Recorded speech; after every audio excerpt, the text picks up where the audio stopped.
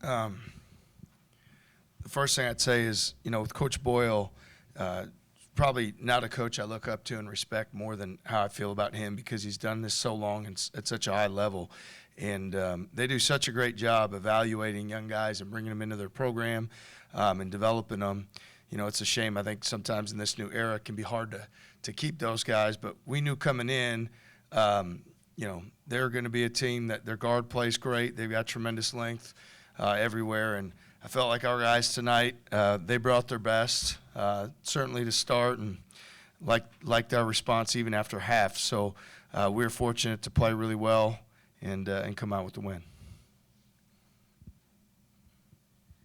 TJ, it felt like when, forgetting the early decisive run, but when they kind of made a run at you, that's when Dom was at his best, keeping them out the offensive, getting offensive boards for you. How big was he and your bench in general, just in terms of helping you guys get a big lead, but also preventing them from getting back in the game?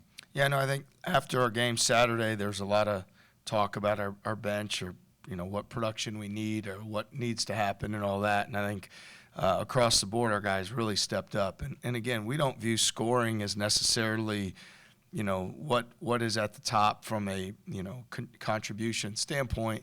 Yet at the same time, it does bring value, and it gave us a huge spark. I think, with play to, I'll be honest, like the last couple of days and even last week or so, we've really been after him. He's capable of what he did tonight. And as much as we're going to celebrate what he did tonight and tell him it's great, we're going to expect that he does it again Sunday. It's not an outlier. It's not a, hey, he'll do that once a month. We need that level of production. He's a really good player. He's very physical.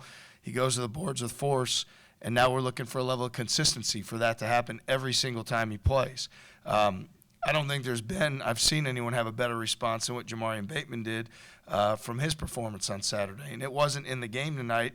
It was when we got back on Saturday. It was Sunday morning, Sunday afternoon, on and on and on all week long.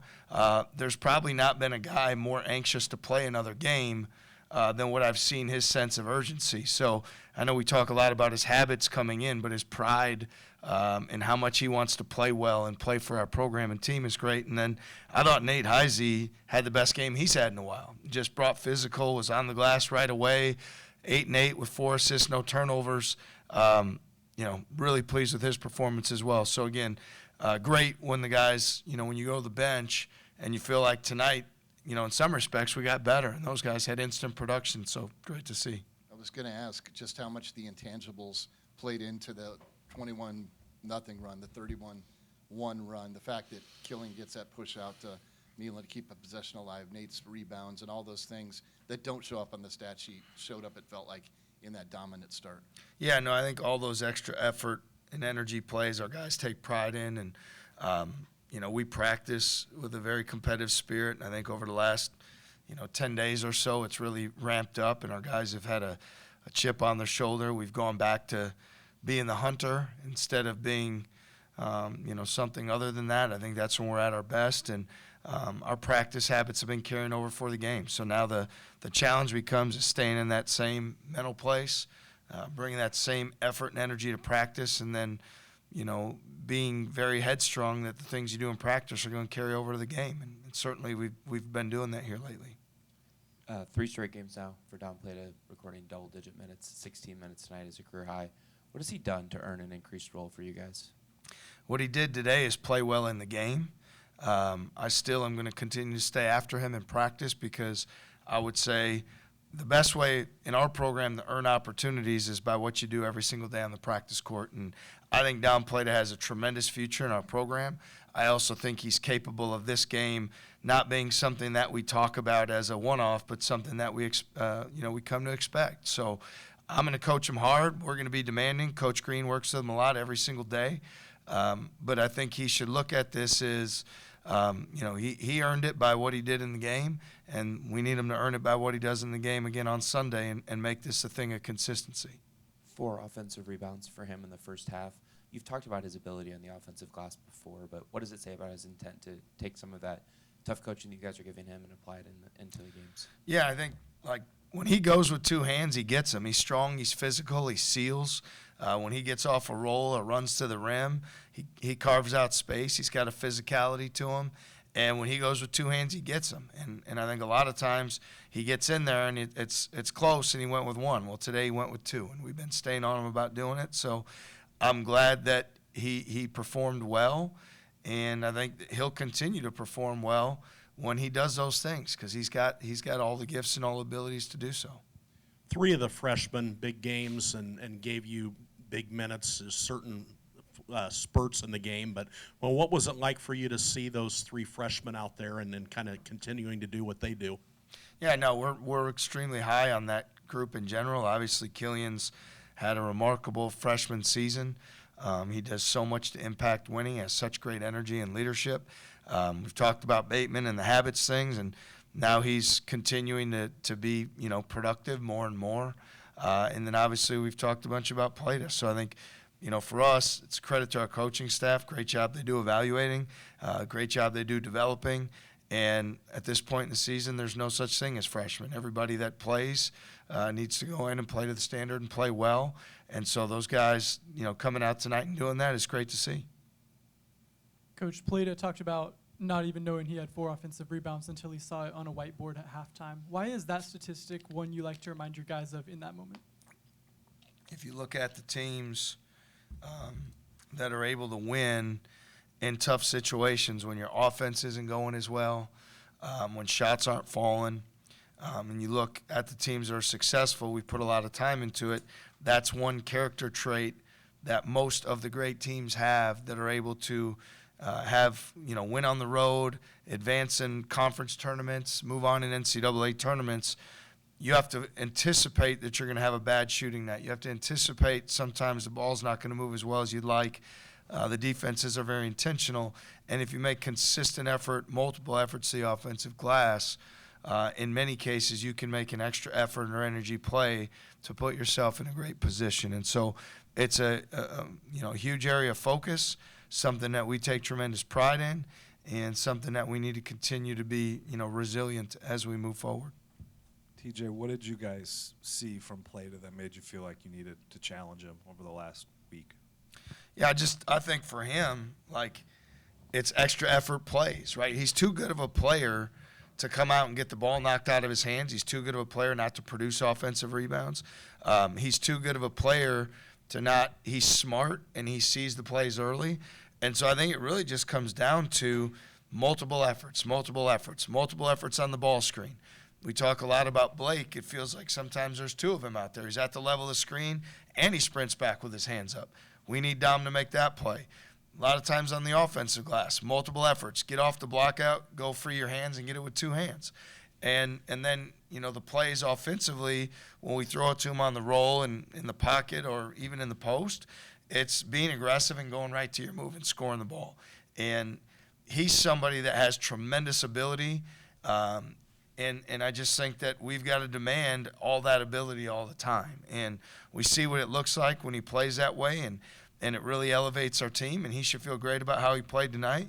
But he should also know that he's got a coaching staff that's coming for him next day in practice, because it needs to look exactly like that the next time we take the court for practice, as well as the games that follow. That play, I think, with about 10 minutes in the second half, where he puts it on the floor and then has the reverse drop step layup. Did he have that 2 months ago, or is that him and KG over the last 2, 3, 4 months? Yeah, Coach Green does a remarkable job with our bigs and their development, and he's done a great job since we've been here. And I think the guys that we really tend to gravitate to are the guys that give extra efforts and the guys who really want to work, and you can develop those guys. And Coach Green has spent countless hours in there with Plata, and I know sometimes maybe to him those things are mundane, or the details are boring, or it's not whatever. And what I'd say is, it's paid off for him, and it will continue to pay off for him.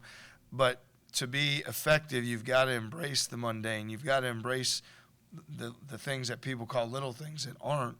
He's got a natural ability to score the ball, and he's got great hands. But, the other teams are going to really try to prevent you from doing it. So you've got to give multiple efforts on everything that you do. And tonight, like I said, those multiple efforts showed up for him. Right back to work. You and your staff were wearing the patches on your your sleeves for Coaches versus Cancer. I was just kind of wondering, what is your thought behind the process and what it means for the world? Yeah, no, I think we're fortunate for the positions and the opportunities we have, and obviously, we want to do our part in the fight against cancer. We know it affects so many of us and so many of our families, and I think it's a small gesture we're able to do to help bring awareness and to help bring support, and it's certainly something that we want to do as we continue to move forward. TJ, you've had balanced scoring production before, but what does it say about your team to see this kind of efficiency where you guys are shooting 61.4% overall? Yeah, no, our guys are sharing the basketball. They're playing for each other.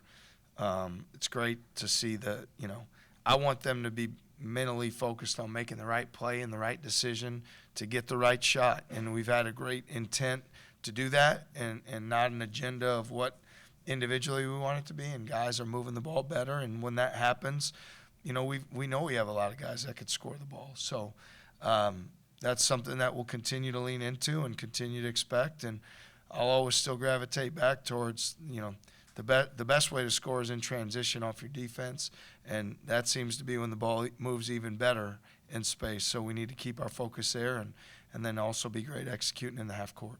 And you've been asked about slow starts a bunch, so I guess it's only fair that we ask about the hot starts in these last few games. What has been the key to getting your team to start so efficiently and effectively right out of the gate?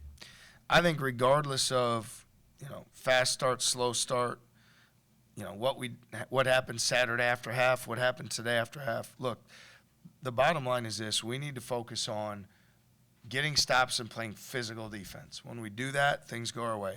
On offense, we need to focus on ball movement and continuing to attack the paint and play for each other. When we do that, things go our way. And then the rebounding piece on both ends, blocking out in such a manner that the opponent stops going, and then multiple efforts with two hands on the other end. So, look, everybody's, you get to this point, we're heading into February. Everybody knows each other's teams, so we're going to play against great coaches and great players. And there's going to be times where they make shots, and there's going to be times where they go on runs. There's going to be times where they disrupt our rhythm. And so if we just keep our focus where it needs to be, we know over the long haul, things are going to go our way. So I know there's a lot of narrative about slow starts, fast starts.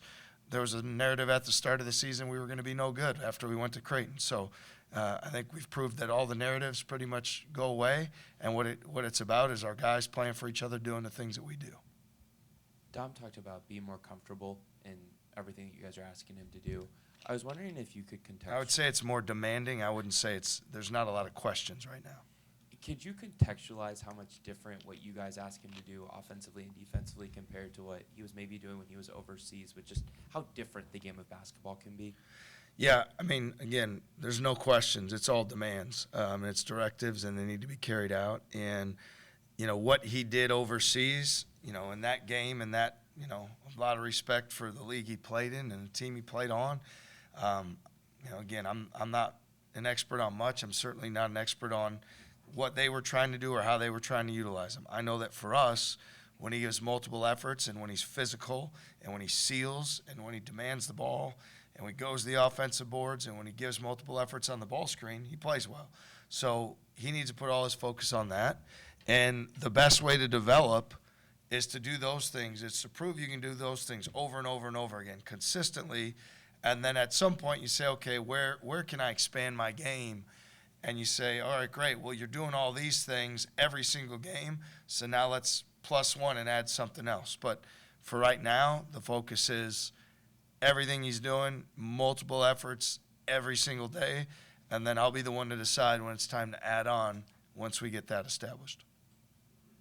Coach, when you looked at Colorado defensively for your team, what did you look to focus on, maybe look to take away, and whatever it was, do you feel like you did it in that dominant start? Yeah, no, like I said, I think there's not a coach that I look up to and respect more than Coach Boyle. And I think he's somebody that has done this for so long with such tremendous character, great leadership. He's somebody that I really admire. And what a great job they do evaluating the freshmen that come in and developing players. He's done it for so long at such a high level. And so, you respect their guards. Johnson's all the great freshmen in the league. He's a great freshman. And Hargress is a proven, veteran winner. And, Ranchik is an elite, scorer playmaker at his size. So, they pose a lot of challenges and problems. And, as a team, all it's going to take for them is to get, a big win to get their confidence going again. It's tough in this league, when things aren't going your way and you have to go on the road and play in an environment like the one they had to play in tonight. So I just think they're a team that they're going to keep working. I know how coach coaches their team, and they're going to keep putting the time in, and they're going to have their breakthrough.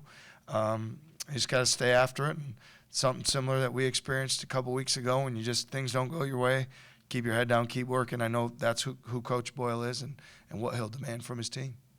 Thanks, everyone. Thanks. Any more questions about Plata?